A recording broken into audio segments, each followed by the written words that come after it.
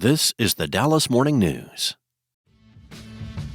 Hello, everybody. Welcome into SportsDay Insider presented by the Dallas Morning News. I am Kevin Sherrington, joined by my pals Evan Grant and Joe Hoyt. Yeah, that's you. First of all, fellas, welcome into the week. Kind of been a bad weekend for the local pro sports teams. The Rangers, which we'll talk about in a little bit, just lost like crazy. 7 games in a row, Evan. That's a collapse of monumental proportions. I'd say you have to be in real position to capitalize to have a collapse. I'm not sure I ever believed the Rangers were in real position. Okay, so you're saying if you're on the bottom rung, if you're on the bottom rung already and you fall, it's not that bad of a fall. It's not that deep of a fall. Yeah, not that high of a fall. We'll talk about that more later. But then the Cowboys collapse. Maybe that's not that deep of a fall either, considering what we had for them going before the season and our predictions. Most people saying 8 or 9 wins. But I tell you, Joe, watching these first 3 games has been brutal. This defense. I'm trying to remember the last time I saw a Cowboys defense this bad. But before we get into that, we need to go ahead and update what the injury situation is, because it is fairly significant this time. Yeah, extremely significant. CeeDee Lamb was the one we knew that was going to potentially be a problem. They put him in the backfield, which, Brian Schottenheimer and Jerry Jones have kind of echoed this, and I kind of agree with this. I think you want to get the ball in the hands of your best playmakers, so I have no problem personally doing that. CeeDee Lamb gets hurt on a weird tackle. They're looking into it as potential hip drop tackle, in kind of hindsight there. So that's something to kind of keep in mind. But he's going to be out at least 2 weeks is kind of what the prevailing knowledge is. Could be 3, could be 4. They believe they avoided serious injury there with that high ankle sprain. One thing Jerry Jones talked about today was, in terms of these timelines, it kind of comes down to the player, and he used the word toughness in terms of how quickly they can kind of start their rehab again. If the pain is too significant early on, that could delay things. But if they're able to kind of start the rehab early, and I know CeeDee Lamb has been diligent in that regard, and he's also shown a willingness to be tough. They think that this could be on the shorter end of a timeline rather than a longer one. And then Tyler Booker was the surprise. This is a guy that played every single snap. I saw him in the locker room. I thought he looked fine after the game. No kind of serious sounding of the alarm reasons there. And then it comes out the next day that he also has a high ankle sprain, could be out 4 to 6 weeks. It's hard to pinpoint. No one really even knows. I don't think the Cowboys know for sure when that occurred. I did find one play, the second to last play of the game, where Miles Sanders runs into him. His ankle kind of plants weird, and then a Bears defender also kind of falls on him a little bit. That kind of came up. He came up a little bit awkward after that, but played the next play, which ended up being a Joe Milton interception. Long story short, the Cowboys are now out 2 offensive linemen due to high ankle sprains for at least the next month, probably. They're out their best receiver, probably their best player in CeeDee Lamb. They're going to have to make things happen on offense to kind of complement a defense that has been historically bad in new ways that are kind of unfamiliar to this Cowboys team from years past. I pointed to this. After 3 weeks last season, we were saying, hey, this might be the worst run defense in the NFL. Well, after 3 weeks in this season, we might be saying, hey, this might be the worst passing defense in the NFL. It's funny how kind of robbing Peter to pay Paul works out with trading Micah Parsons away for Kenny Clark. Hey, Joe, I just want to qualify something. You said that high ankle sprain update came via Jerry, correct? For who? That CeeDee's high ankle sprain update was via Jerry, right? That came. Schottenheimer indicated that Stephen Jones said it too. Okay. So everyone's kind of on the same page there. Because I just wanted to add our weekly qualifier in there. If it comes from Jerry, then you can't believe it, because it's all fairy tales. But other than that, let's move along. Yeah, I'm thinking that, Joe, I thought that Tyler Booker's, ego would have been damaged severely when he got run over there late in the game. There was a play where he ended up on his back, which, that's not exactly the way you want to see your first round draft pick end up. And that was a little humiliating. But other than that, I am a little confused, Joe, by the fact that an offensive lineman got a high ankle sprain and they're 4 to 6 weeks. CeeDee Lamb, a wide receiver who really his whole game is built on his speed and quickness, 2 to 4 weeks. Yeah, I think it just comes down to potentially when they're able to start, kind of what Jerry was alluding to. But like that is kind of a unique thing. I do believe that in terms of high ankle sprains, they believe there's kind of degrees to this, and they believe CD was on the lower end. The Booker thing, I think we're still kind of figuring out a little bit. I know with Cooper Beebe, for example, who's the other offensive lineman out, um, that there was more to it than just the high ankle sprain. There was it was like a low high ankle sprain, but also a lateral sprain. There were some other details kind of involved there. But he's also a guy in terms of the toughness barometer. They're kind of banking on him kind of coming back on the early end of that timeline. So I would imagine that him and Tyler Booker's timelines are similar in terms of being in sync. All right, now let's Yeah, look and at Kevin, I mean, on high ankle sprains, when you're talking about an offensive lineman and weight bearing, it's a different thing than with a receiver, even though the receiver's cutting a lot more dramatically. I'm with you. I think that it's going to be on the longer end for CD to get back than what has been estimated, because I don't recall seeing a guy come back in 2 weeks from a high ankle sprain. no, absolutely not. I don't believe that either. I think 4 weeks minimum. Um, and I have a degree, a doctoral degree. If y'all did not realize that. In what field is that, Kevin? In homeopathy, I think that's what it was, or something like that. I'm not sure what it was. Let's look at the schedule here, because they obviously got the Packers this week and a certain Micah Parsons, and so the offensive line has already been struggling a little bit, especially in its pass protection. Joe, the run blocking has been very good, obviously, and they've done a great job. I got to say, I give the Cowboys all the props in the world for Javonte Williams. I take back everything I said. I didn't say anything bad about Javonte Williams other than the Broncos gave up on him. Why should we think he'd be any good? Well, he's been terrific. I think he's the best running back the Cowboys have had since Ezekiel Elliott in his prime, and I include Tony Pollard in that. I never really thought of Tony Pollard as a running back. I don't think Memphis thought of him as a running back when he was in college. He was just kind of a very skilled player who could catch passes and run, but not really the kind of guy you want to just turn around and stick the ball in his stomach and send him into the line. Javonte Williams is that running back. He's terrific. And so I will take exception, Joe, with you on the thing. I do have a problem with lining up, Kavontae Turpin and CeeDee Lamb in the backfield, simply because you're now talking about different personnel coming after them. He got tackled. He got landed on by a linebacker. In the open field in the secondary, he's more or less going to most of the time be facing people who are a little smaller than that. Not saying that was a freak play the way he got tackled, but to me, if I've got Javonte Williams running the ball this well, I want to give him the ball, and I want to give him the ball more than 10 times. I realize that in that game, that kind of the situation dictated that because they got so far behind. But my gosh, it's like they couldn't stop him. Every play, he's getting 5, 6, 10 yards. Yeah, the one caveat I'd say, just kind of adding to the CeeDee Lamb thing, the Bears defense had shown the first 2 weeks just kind of an inability to kind of handle outside runs.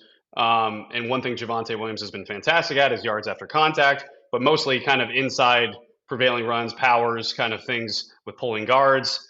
I think that they were trying to get some juice outside and to kind of exploit that weakness with Chicago. And the argument also be made, well, why don't you have Jaden Blue for that reason, right?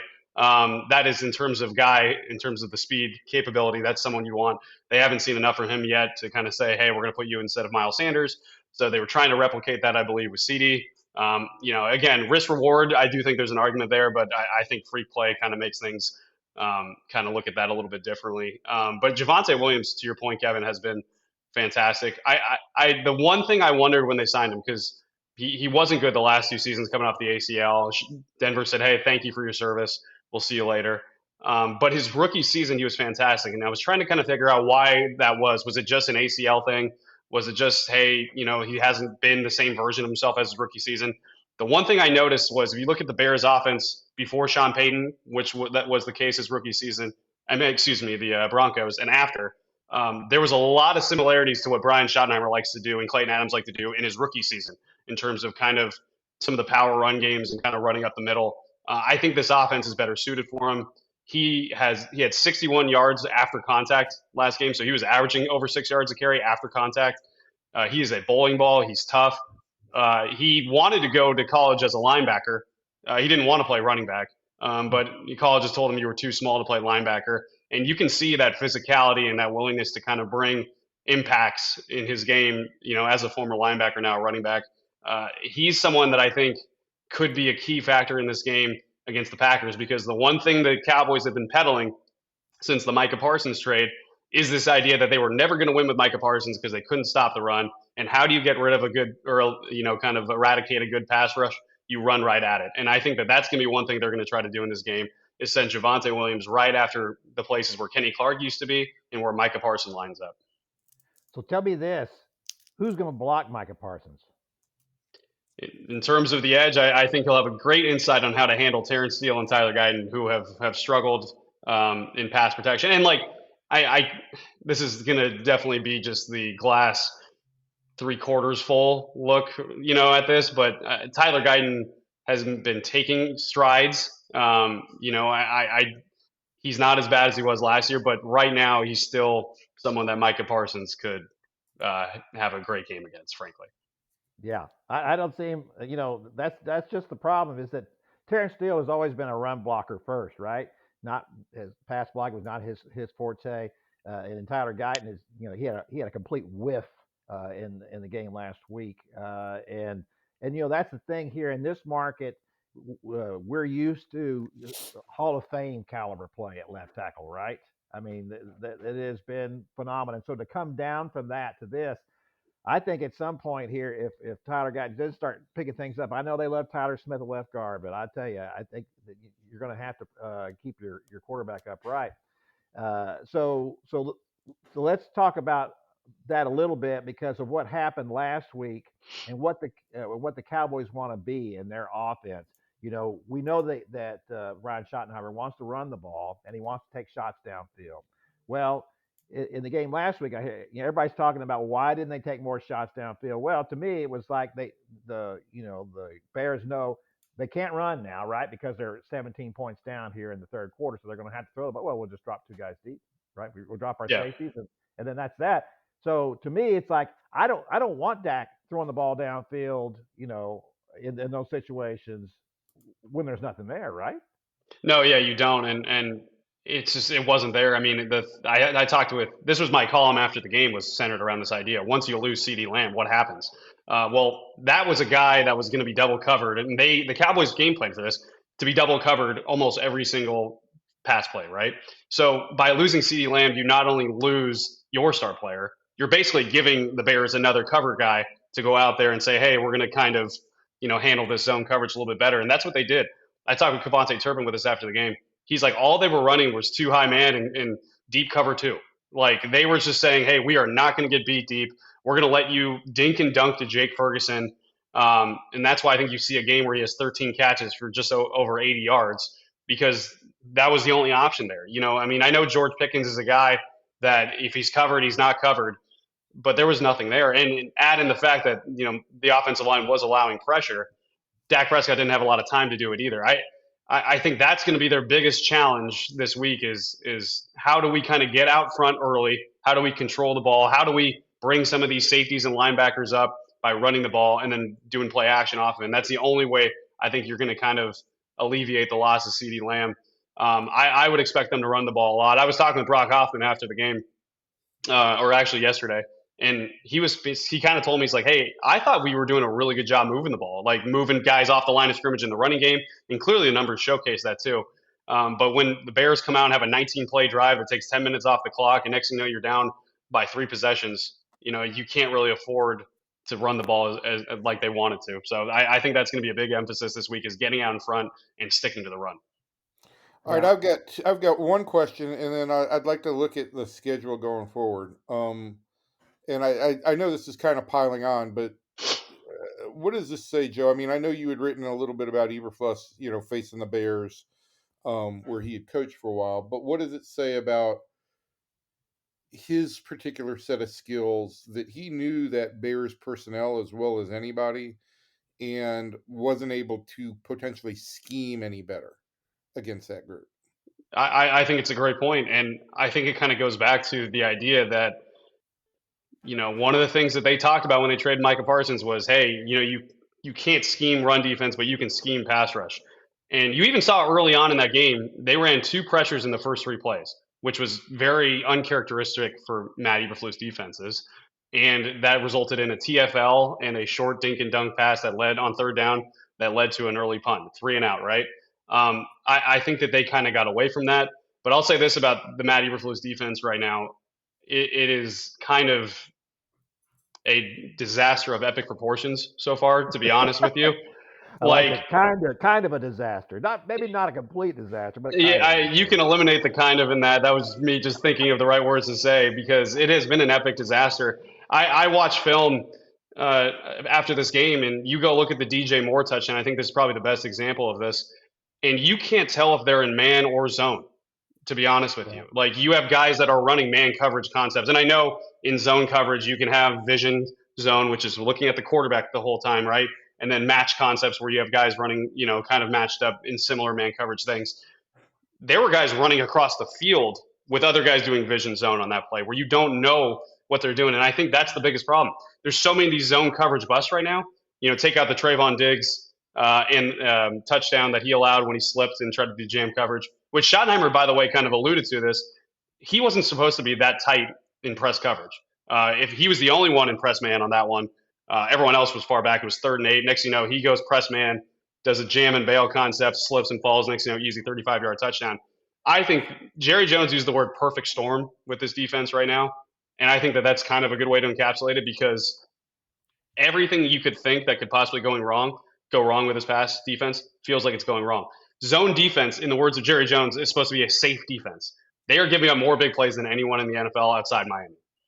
Yeah, I mean, you said you looked at film and you lost me there, because I all I needed to do was look at Russell Wilson's performance against the Cowboys and Caleb Williams' performance against the Cowboys, and I think that kind of summed it all up. Did you watch that Sunday night game, Giants and Chiefs, and just keep thinking, man, this is a completely different offense for the Giants than what we saw against the Cowboys last week? They looked like world beaters against the Cowboys just because everyone's running wide open.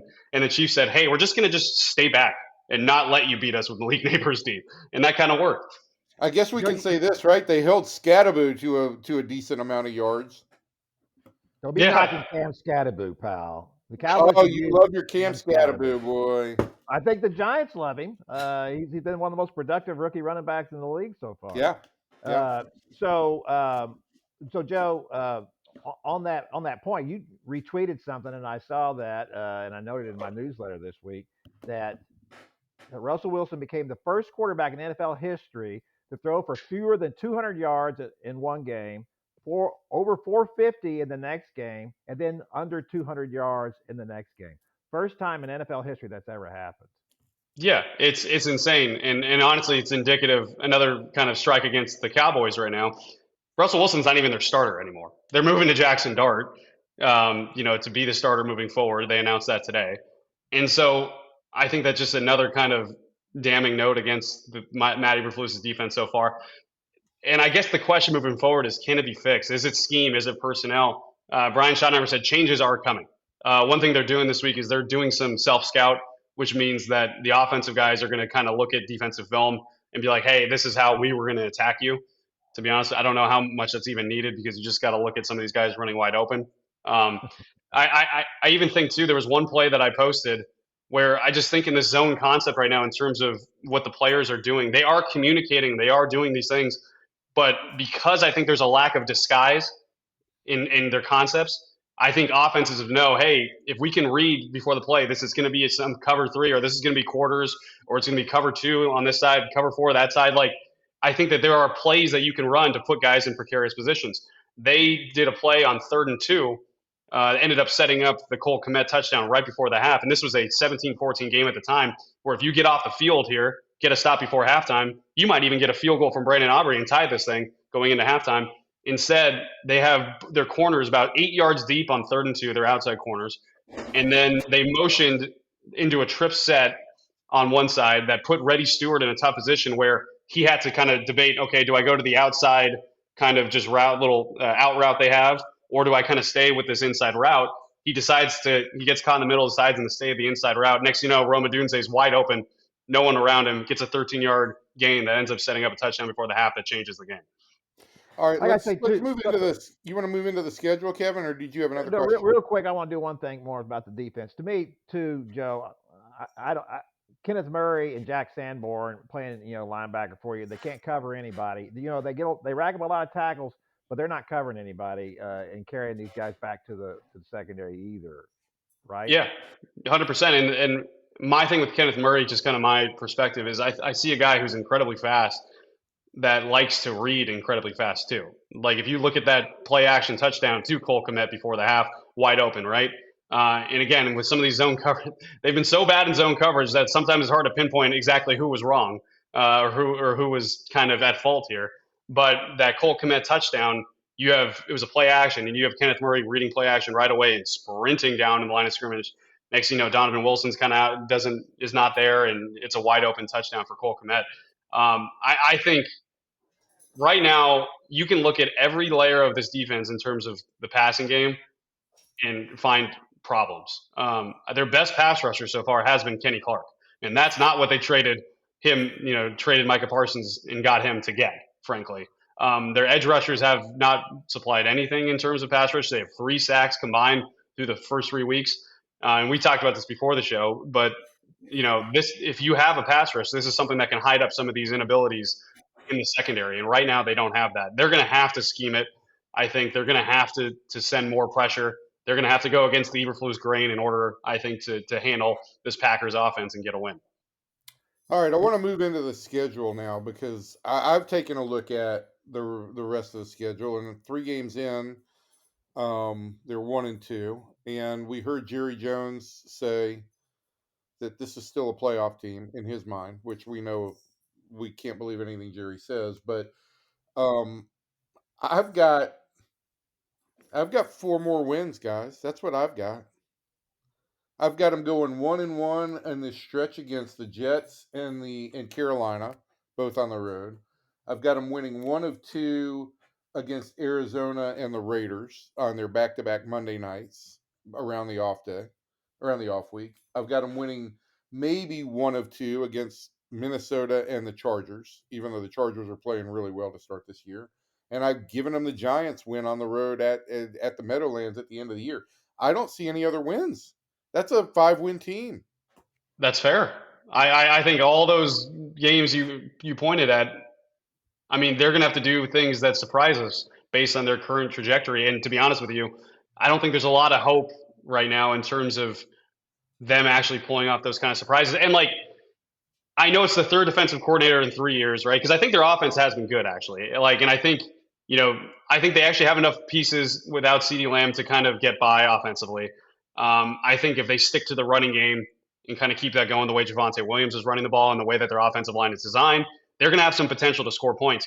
But I think they're going to have to score 28 to 35 points a game in order to win games. And that's the way the defense is going. And I haven't really seen a lot of optimism do it. 3rd DC, 3 years, there's value, there's credence to that.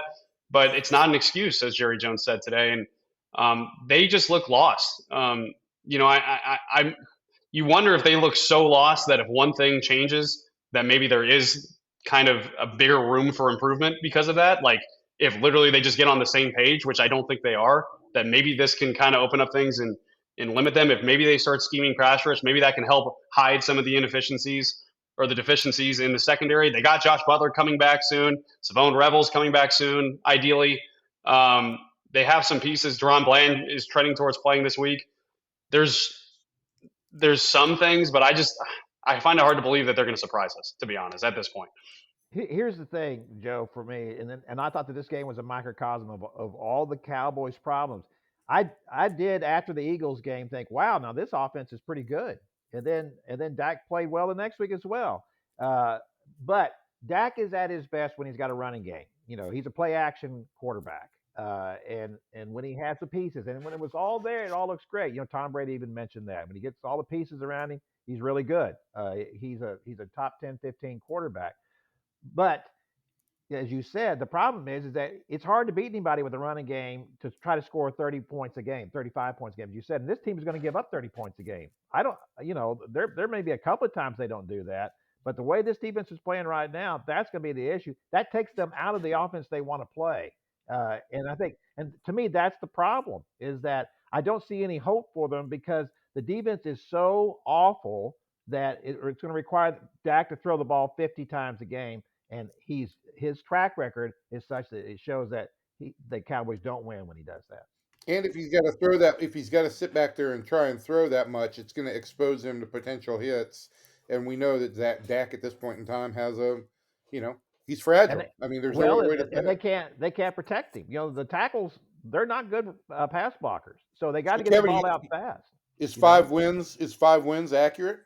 Well, I said before the season, I can't remember. I said 8 or 9. It was one of those two. And I just really, I think 5 wins sounds good. And frankly, I think it's the best thing that could happen to them, because they were a borderline playoff team as it is. And that's the last thing you want to be is a borderline playoff team.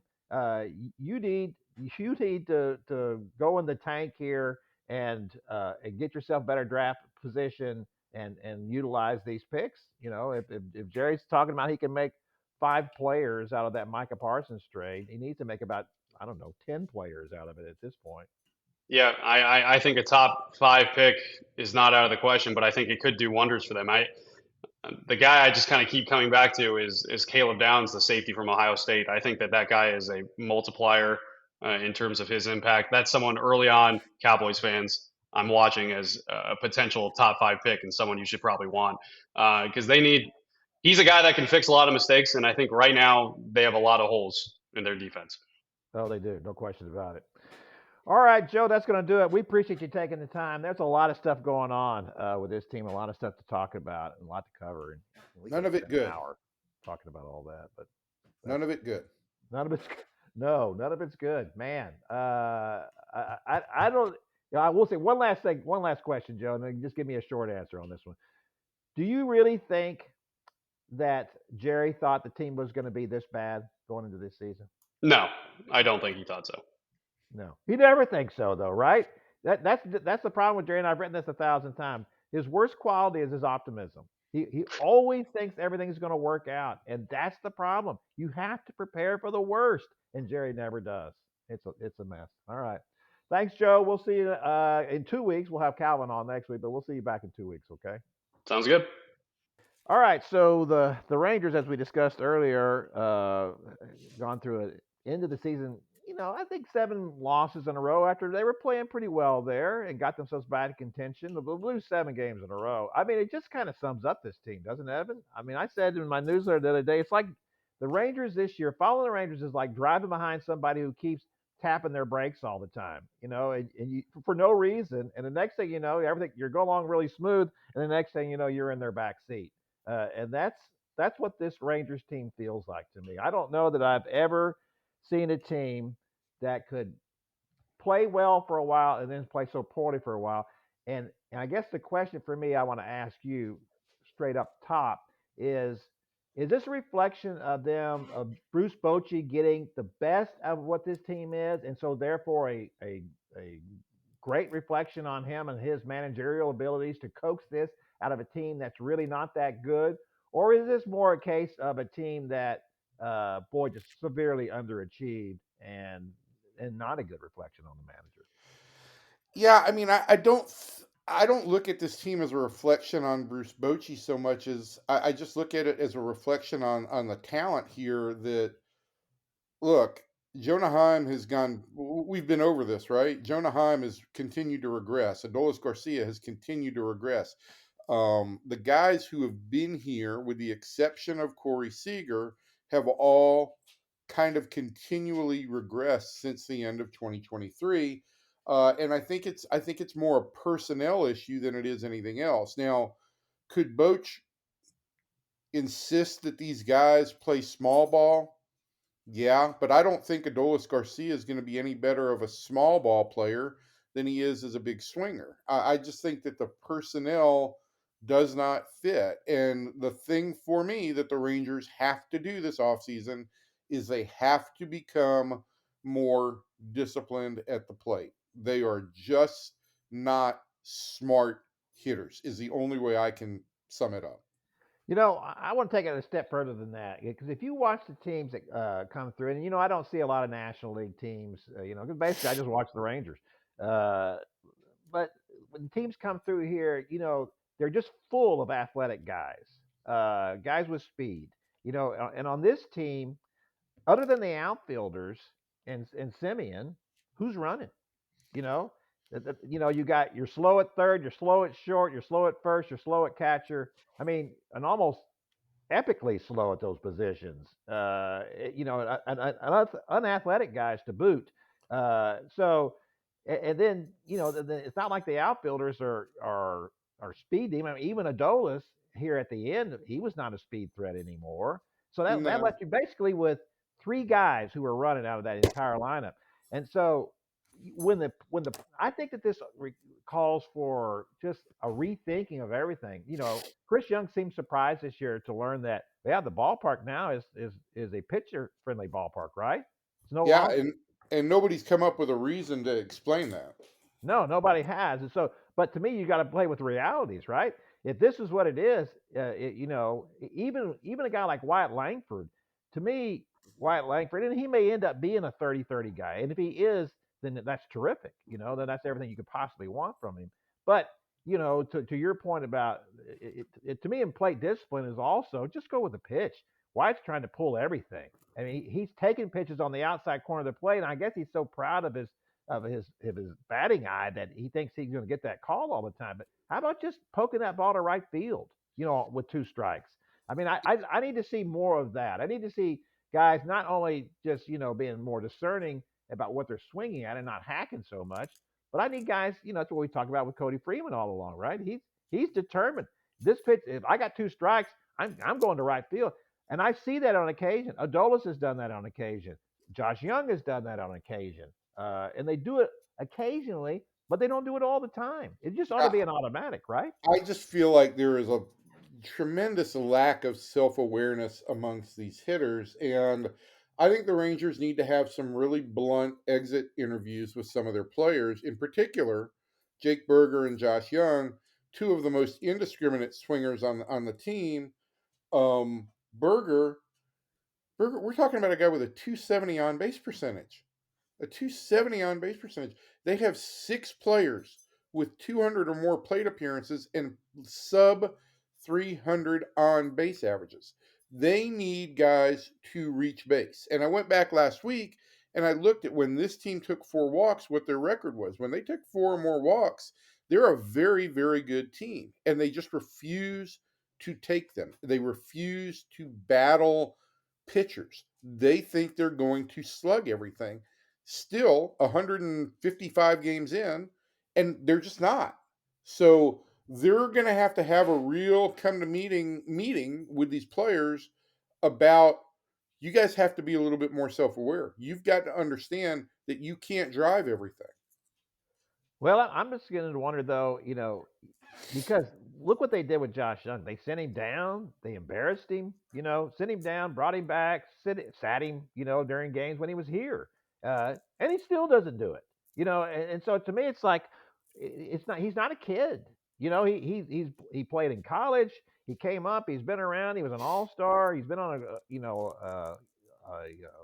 been on a World Series team. He's won a World Series.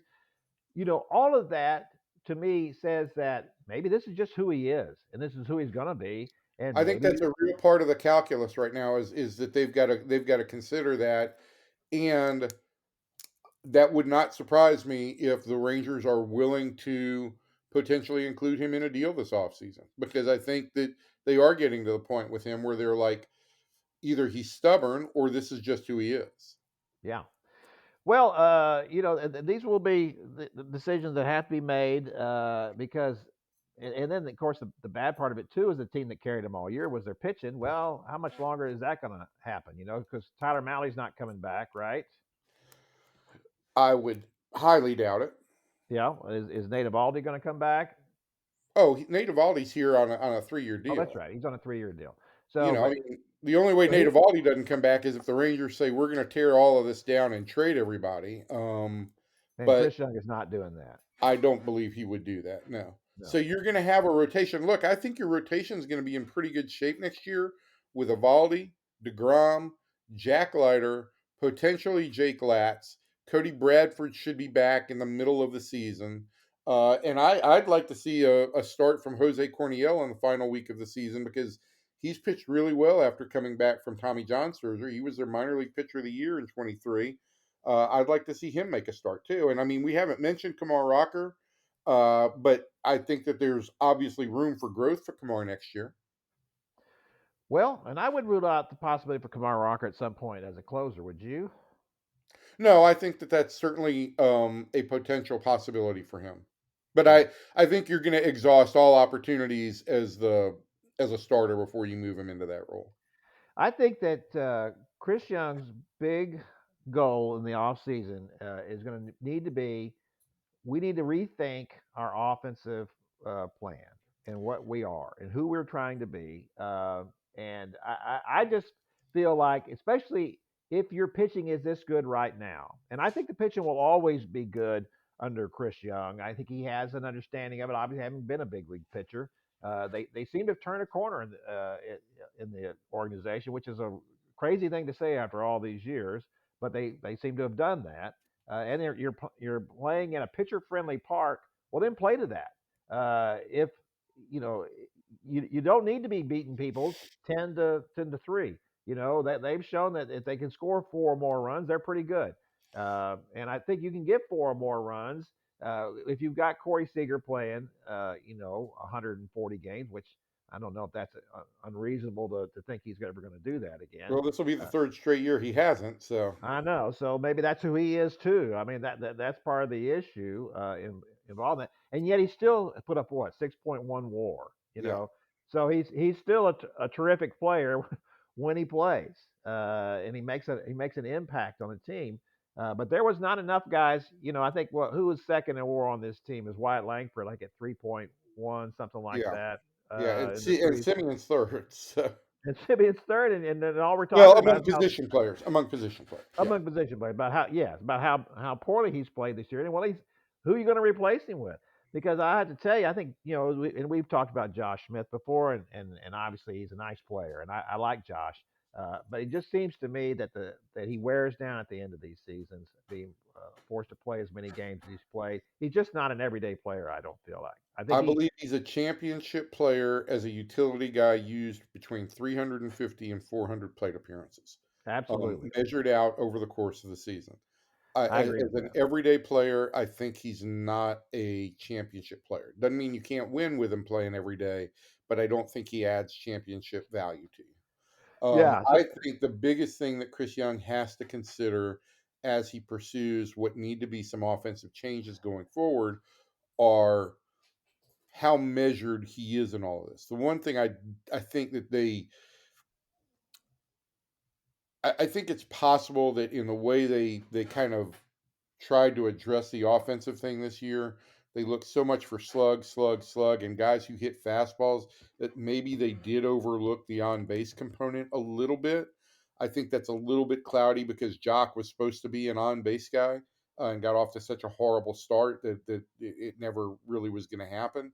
But I would want them to not go overboard on the hey, we played well when we played small ball with a bunch of rascally little gritty guys. They still need talent, and they need guys who are talented players who can both do damage but who also understand situational hitting. And so I think that takes a very measured approach. Wouldn't hurt if of the things you wanted to see in the offseason, Jock Peterson maybe dropped a few lbs too. Yeah, although yes, I 100%. But I will say this: Jock's OBP is now 100 points higher than his batting average.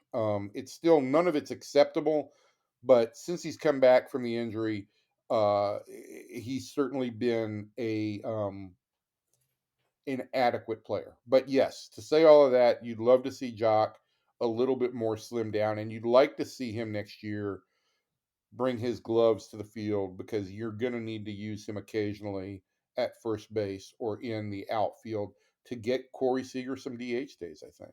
Well, I think that's a great point, and to that point, that's why he needs to lose some weight, get in better shape. I mean, that's just look, it's just pitiful. Those two guys, Jock Peterson, Jake Berger, I thought those were great additions to this team, and both were. Peterson was a disaster. Berger wasn't a disaster, but but not good. And I guess the only thing that saving grace of that is that Nate Lowe didn't have a good year either. So it's not. I No, don't know that he would have made any difference if they'd held on to him. no, I don't think so either. And listen, I think that Jake's wrist is more severely injured than he's let on. You know, he missed some time with that sprained wrist. It wouldn't surprise me if we find out at the end of the season that there was some kind of surgical procedure that's going to happen. But all that said, even more so, you've got to be a more discriminate swinger than he is. And a 270 on base percentage when you're a 240 hitter, that's just not going to cut it, man. No, no, it just there was just too much of everything here, Evan, with this team that just and I know that look, and we hadn't even talked about whether the manager's coming back or not. I think it's clear to me the manager wants to come back. Um, it's a question of whether the general manager wants to bring him back, frankly, at this point. And I think everything is probably on the table. I think when they were really coming, back and making a run at the if they had finished 2 games out of the wild card, I think that it would have been a no-brainer that Bruce Bochy would be back. This, losing streak at the end of the year is not good. It'll take Chris Young some time. He needs to take some time before he makes any decisions about what he wants to do. I think he gets a little emotional about these things sometimes. I'm not saying he makes emotional decisions. But I will I don't say think this, he's done Kevin, that. his hand could be forced here because, there are going to come managerial jobs. There are going to be managerial jobs that are open within the first couple of days after the regular season ends. And Skip Schumacher is going to be a candidate for all of those. And so if he wants to retain Skip Schumacher, then he's going to have to make a decision on the managerial thing. And I think it does put his hand, um, or it does force his hand a little bit. So I know Chris Young has spent plenty of time thinking about this. I think I don't think that Bruce Bochy is in any way, shape, or form the problem here. I think it has been the hitters and the hitters alone. I think he's done a great job of managing this bullpen. I think all the strengths that he usually brings, Bruce Bochy has brought. Um, but if in Chris Young's mind there is any doubt about whether or not he wants to bring Bruce Bochy back, and he's convinced that Skip Schumacher is the guy, then that probably is his answer. Yeah. Well, I'm just going to record. I'd rather have. I know what Bruce Bochy can do, and we know what Skip Schumacher can do. And he was manager of the year, right? Yes. Once. So, but he also got canned. So when you have a Hall of Fame manager who's won 4 World Series, including for you, Yes. to me, I'm not too quick to give up on something like that. I'd love to see what Bruce Bochy can do with a team, as we talked about. This needs to be not only a more discriminating team at the plate, but they also need to be more athletic in my mind. They just in an era not only when that we talk about with the ballpark, but when it's so easy now to steal bases, you have to have speed. You have to be presenting something that is going to cause a problem for other teams. Just like when we talked, of course there was the big play where Tony Beasley sends Jonah Heim in Houston, and it's a short left field and all that, and probably anybody got thrown out, but certainly Jonah Heim was getting thrown out on that play. There's no question about that to me. So I mean, he's a catcher, and I get that, but there are catchers who've got some speed too. I just think that this team I'm needs to not be more worried about athletic. speed at catcher. And I I'm will not say worried this. about it, but they got to but they got to be more athletic. There just has to be it just has to be. You can't watch baseball and you can't watch teams and not see the teams full of athletic guys, and the Well, Rangers look, just aren't. right now you've got a lineup that you've got Jock, who is a little bit overweight. You're playing Rowdy Tellez, who is a A big little bit, barreled guy, and you're playing yeah. Jake Berger, who's a big shouldered guy. And so they don't look all that athletic. But I will say this: they rank eighth in the major leagues in stolen bases this year. And their stolen base percentage has been better than most of the teams with 130 or more stolen bases, which is where they're at. So there are a number of things that the Rangers have to consider, one of which is their intended lineup from the start of the year never made it onto the field together, not one game. And so that does have some impact. Um, there are There are some issues that they need to address, though, I think most significantly with the idea that this offense can't be all or nothing if those guys don't have another way to get on base. Yeah, no Because question about it. that's what leads to that's what leads to long losing streaks and then rebounds with good winning streaks because you've got solid pitching, but it's all dependent on how hot your offense is that week. Yeah, no question.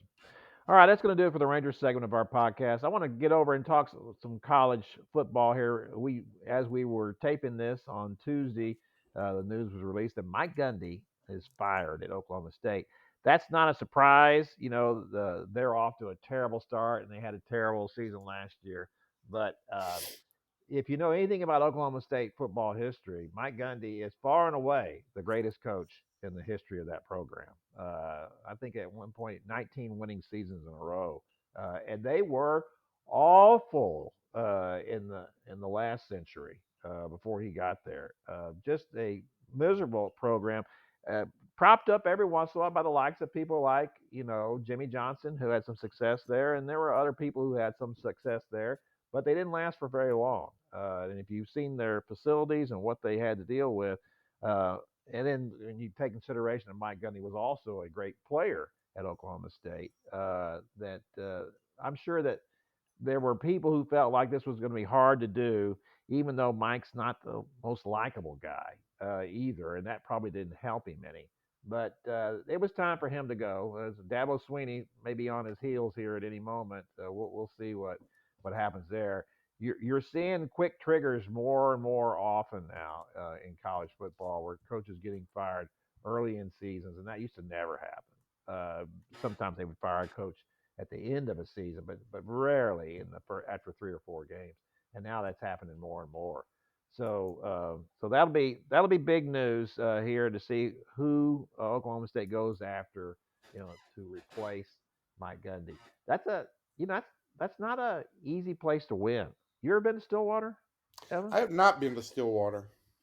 I'll tell you what, you got to be trying to get there. I'll say that. It's not something you just stumbled upon easily. So it's Is it any harder to get to Stillwater than it is to Fayetteville? no, Fayetteville's a lot easier to get to. It's a 5-hour drive to Fayetteville, from It's a here. is it not a 5-hour drive to Stillwater from here? I don't think so. Okay. And it's not, Fayetteville's at least in the hills, and it's pretty up there, and then they have that kind of that appeal. There's just a lot of issues that Oklahoma State has that Oklahoma doesn't. It's a Number one, 4-hour drive from here to Stillwater, but whatever you say, Kevin. You just well, I don't know. whatever I'm you so say, Johnny Razorback. It's okay. Johnny Razorback. I know you're a big Razorback guy. Well, my both of my girls, my wife went there, and both of my girls were on the Palm Squad there. So, yeah, but you know me, I don't have any allegiances to anything. Even when I would go to the games and the girls, were doing stuff, I couldn't even cheer at the games. I cheered for the girls. I thought they were great, but other than that, not so much. But anyway, that'll be interesting. So I thought Let me about tell this, you this: I Kevin. took my family to the Ranger game over the weekend, and you know who didn't cheer? Me, because I went to the game on Sunday, and you would have thought that you were at a nothing happened in the game. No, nothing. That's what's going on now. Nothing. But Evan, I was going to ask you now. I think the same thing is happening this year in college football that happened last year. We talked all year long about what a great year it was. It was so unpredictable, and there were no dominant teams. I don't see any dominant teams this year either. I mean, Ohio State's really good. Oregon's probably good. Georgia looks good. And we'll know here pretty soon when they play Alabama and how good Alabama is too. But I think this is maybe the new norm, because of what we're seeing here in college football with NIL and with the money, the $20 million that schools can now pay to their student athletes if they want to, a maximum of $20 million. I think this has been the great leveler, Well, I think it's a and then the great transfer leveler portal. early in the season. I think it levels things more early in the season, and you're getting more teams now playing these showdown games early in the year.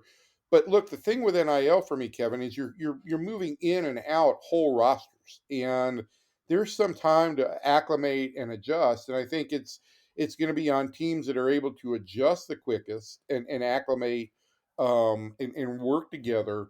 And so I think, you get to week 6 or 7, there's going to be a different picture. But look, if college football is the same as it was last year, and I know the playoffs weren't all that great, but if college football is the same as it was last year, by goodness gracious, I'll be very happy because it was a great season to watch. Well, there's no question about that. We just locally here, we've seen so far the Aggies played really well against Notre Dame. They made some mistakes, and that's the thing about that. And I don't really know how good Notre Dame is this year. They didn't look very good. They look indecisive about a lot of things they want to do, and I'm not crazy about the quarterback. But A&M didn't play their best game against Notre Dame, and they still won. And so on the road, which is really impressive. So I'm interested to see how the Aggies are going to develop here. Texas 55-0 win over Sam Houston meant nothing, meant absolutely nothing. We saw what Arch Manning did last year when he played, below caliber teams like Louisiana Monroe and Mississippi State. And we've seen what he's done against big teams. If he can just have a little more composure here, we'll have a better idea of what he's going to do. But they still got another week before they play Florida. I don't know that was. You said Florida was going to be their first big test. I don't know that it's going to be that.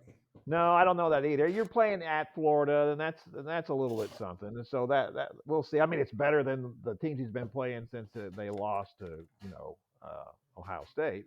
But they could be playing. You talk about guys who are on the hot seat. They could be playing a team with a new coach by then too. Well, they could. As Billy Napier is probably on his last legs there at Florida, and that's always the other thing too, right? Don't make that mistake. If your guy's questionable all year long and he wins a couple of games late, don't give him the contract because it'll just go bad again the next year, and then you'll say, "Oh, I wish we had not done that, and we just cost ourselves a lot of money." That's a bad mistake. I want to talk about one thing before we get out of college talk. I want to talk about one thing, Kevin, because you were at the last Iron Skillet game, and Yes, sir. I did believe I texted you after the game and said that Sonny Dykes is weird. Um, and I want to talk about this quote that what did you ask him about the skillet?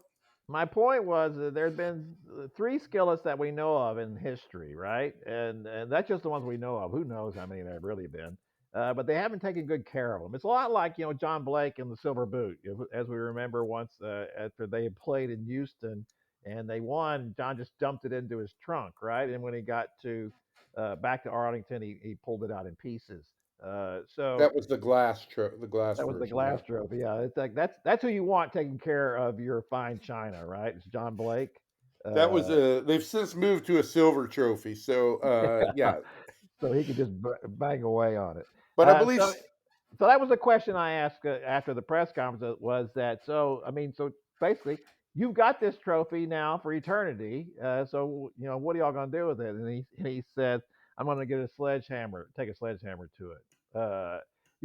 I think his point was he was trying to be funny. It wasn't real funny, but I got to tell you, if you're in there in those TCU press conferences, I mean, some of us are in there just trying to get quotes, something to liven up this copy. And there's some people in there who are asking about the 5th-string left tackle, and determined to get to the bottom of that, that situation. And so then when Sonny says something remotely funny, they just sit there. They don't think it's funny. So anyway, I think he was just trying to be funny. I think he was trying to also show his disdain for the whole series. He couldn't care less about playing SMU. He's glad they're not going to play SMU anymore. I know everybody thinks that there's a possibility that the series could be revived if in the next wave of realignment, which of course there will be one at some point, and in the next one would TCU and SMU be lumped together again. So we'll see if that happens. I hate to see these things end. Everybody hates to see it. They tried to sell the except point the coach, obviously. well, yeah, they tried to sell the point that nobody cares about this stuff anymore. That's what Sonny said before the game, and he didn't want to talk about last year's game when he got kicked out. And that's what I love about Sonny. He was perfectly honest afterward. After the game, he said, "Yeah, I got caught up in the hype last year, and I cost us the game." I mean, what coach says that?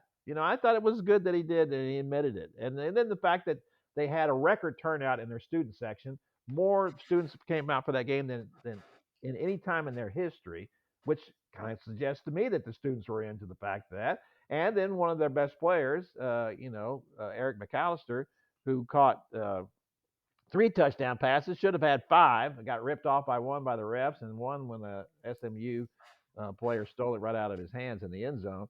Um, he said, "Well, yeah, we see we see SMU players all the time in the offseason. We all live here. It's not that far away, and yeah, you want bragging rights." And it's like, "Well, yeah, that's exactly right. That is exactly right."